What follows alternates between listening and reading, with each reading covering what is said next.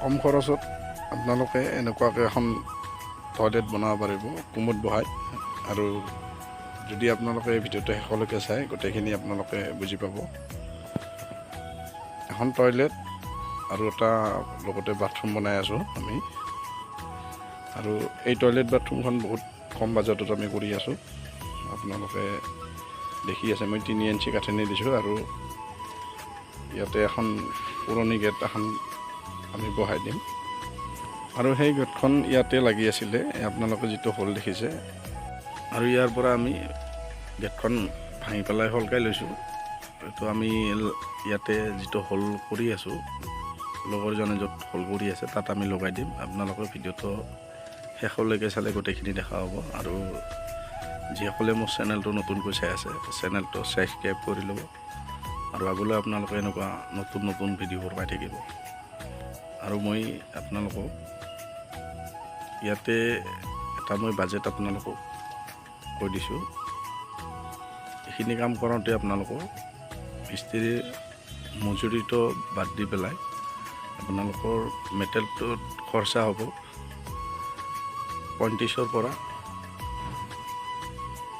40ৰ ভিতৰত আপোনালোকে গোটেইখিনি কৰি ল'ব পাৰিব। টাইলছৰ পৰা ইটা, চিমেণ্ট, বালি যিমানখিনি খৰচ হয়।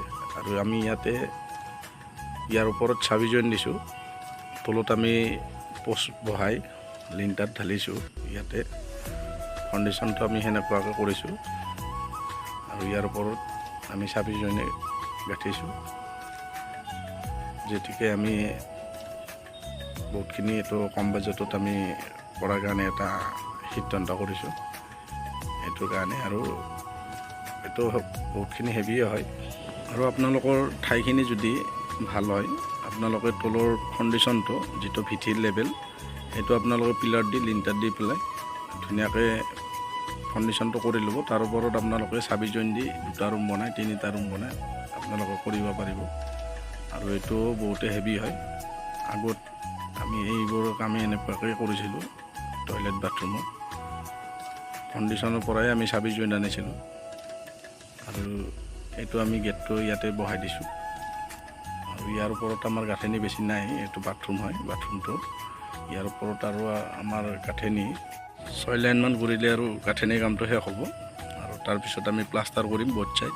আৰু ভিতৰত আমি যিমানখিনি আমাৰ এটা হিচাপত লাগে এইটো টাইলছ আমি লগাম। আমি টাইলছটো আমি বাজেটটো আপোনালোকক সেই 40ৰ ভিতৰতে আমি কৰি থৈ দিছোঁ। 35ৰ পৰা 40ৰ ভিতৰত গোটেইখিনি মাল মেটেলৰ খৰচাখিনি হৈ যাব। আৰু আমি ইয়াতে মিস্ত্ৰী মজুৰিটো আপোনালোকক কৈ নিদিওঁ। আৰু যদি আপোনালোকক কোনোবা দৰকাৰ হয় আপোনাৰ কমেণ্টত জনাব। মই যিমানখিনি পাৰোঁ আপোনালোকক ৰিপ্লাই দিয়াৰ কাৰণে চেষ্টা কৰিম, যিহেতুকে বহুতে সৰু কাম হয়। আৰু আমাৰ এই ঘৰতে বহুতখিনি কাম আছে। পঞ্চায়তত দেখি বাউণ্ডাৰী দেৱালৰ কাম আছে, গেট বহাব লাগিব। গতিকে বেলেগ বেলেগ আমি হিচাপত কামবিলাক কৰিছোঁ। সেইটো কাৰণে আপোনালোকক মিস্ত্ৰী মজুৰিটো মই দিয়া নাই। আৰু যদি কিবা আপোনালোকক সুধিবলগীয়া থাকে মোক কমেণ্ট কৰি জনাব পাৰে। আজিৰ ভিডিঅ'ত মোৰ ক'ব লগা ইমানেই। ধন্যবাদ।